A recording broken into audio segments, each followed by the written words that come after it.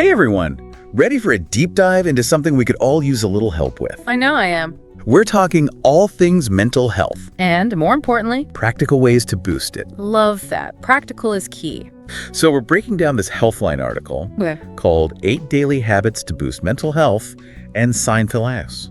It may be time to get support. Ooh, that sounds like a good word. It's packed with insights, so we're going to distill the best bits for you. Awesome. Can't wait. What hooked me right away was how they redefine mental health. Yeah, we hear that term all the time. But do we really get it? Right, like beyond just feeling happy or sad. Exactly. The article digs deeper. So tell me, what's the deal with mental health then? Well, it's about how well your brain is working. Okay, that makes sense. And that impacts everything. Your emotions, social stuff, your whole well-being. So it's like the foundation for how we experience life. Exactly. And the cool part, What's that? we actually have a good amount of control over it. Seriously, that's actually pretty hopeful. Right, that's where these 8 daily habits come in. Okay, so like little things we can do each day to kind of steer things in the right direction. Exactly. It's about taking charge of your mental well-being, step by step. Okay, I like where this is going. What's the first habit?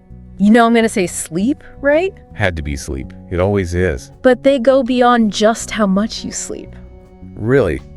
There's more to it than just hitting 8 hours. They emphasize sleep quality. They even cite a study, people who sleep 6 hours or less, Uh-oh.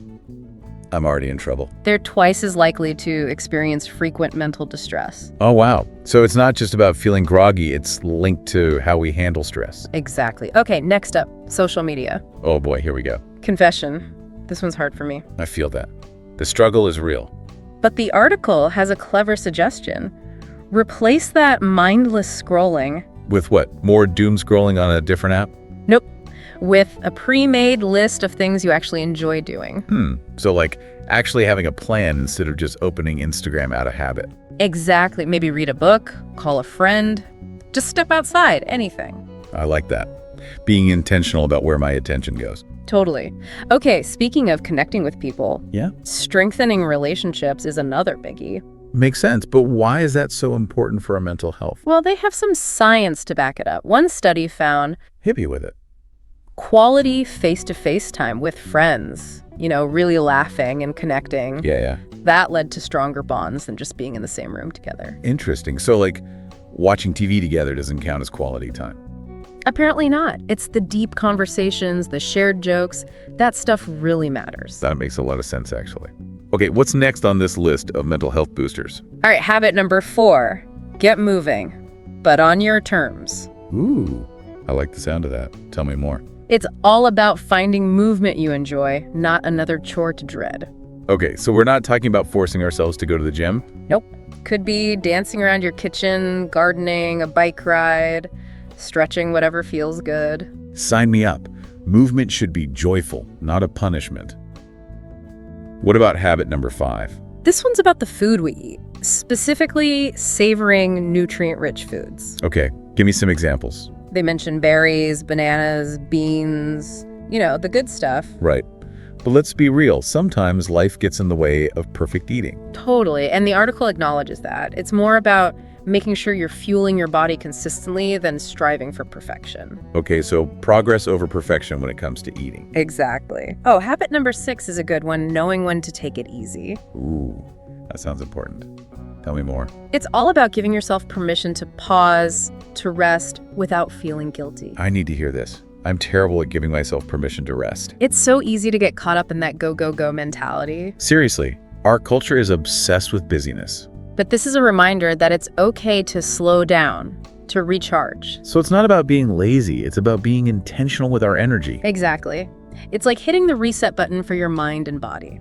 Okay, I'm starting to see how these habits all connect. Me too! It's not just a random list, it's like a whole system for supporting your mental well-being. I love that. It's making me think differently about how I approach self-care.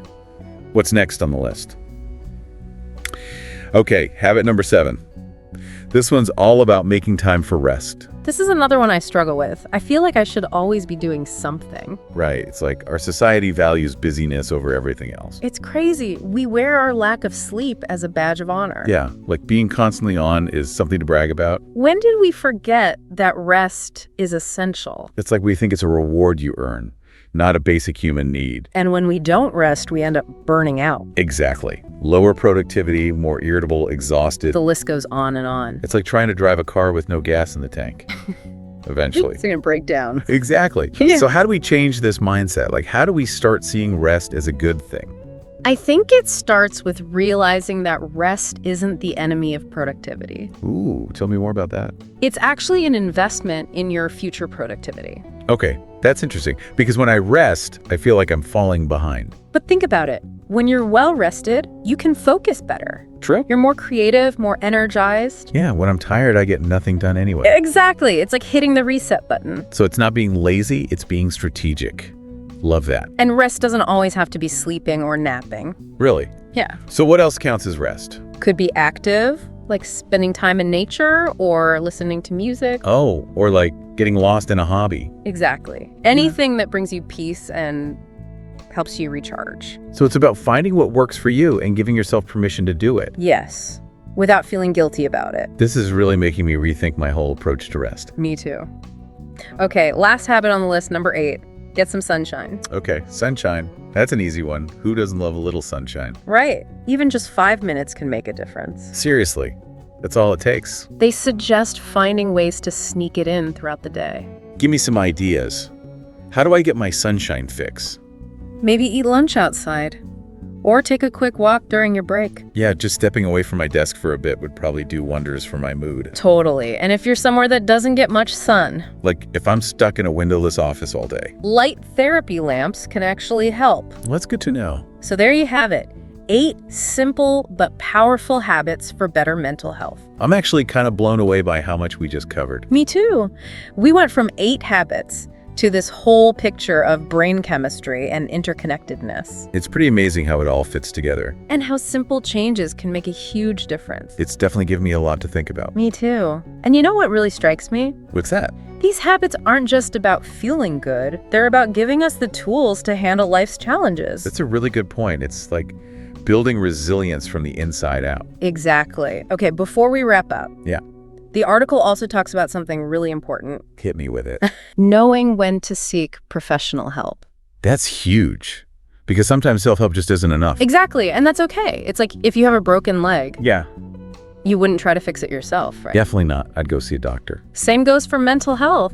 Sometimes we need a little extra support. Absolutely. There's no shame in reaching out for help. It's actually a sign of strength. I love that. Strength, not weakness. Right. Like recognizing you need help and taking action to get it. Okay, so the article gives some signs that it might be time to reach out to a therapist. Are you ready for the list? Lay it on me. Feeling overwhelmed or constantly on edge? Yeah, I've definitely been there. Changes in your sleep or appetite? Oh yeah, those are big red flags. Withdrawing from friends and activities you used to enjoy? Isolation is never a good sign. Increased use of substances like alcohol or drugs? Right. Using things to numb out or escape.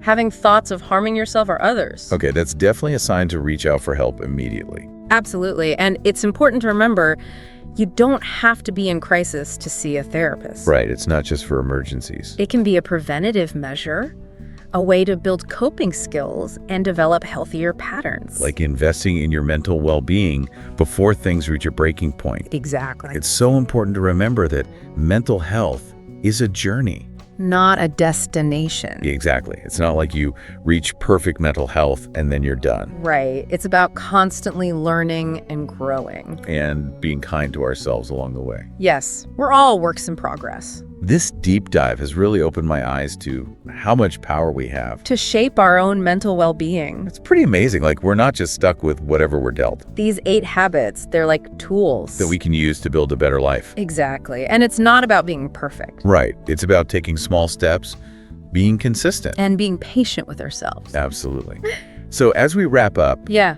I want to leave you with this thought. Ooh, I love a good thought-provoking question. Which one of these 8 habits could you start incorporating today?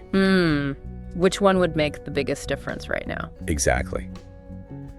It's great to learn about all this stuff, Yeah. but knowledge is only powerful when we put it into action. So true. It's like a little challenge to our listeners. Yeah, exactly. We'd love to hear what habit you choose. And why it speaks to you. So until next time, remember, You have the power to take charge of your mental health and create a life you love. Thanks for joining us on this deep dive. We'll see you next time.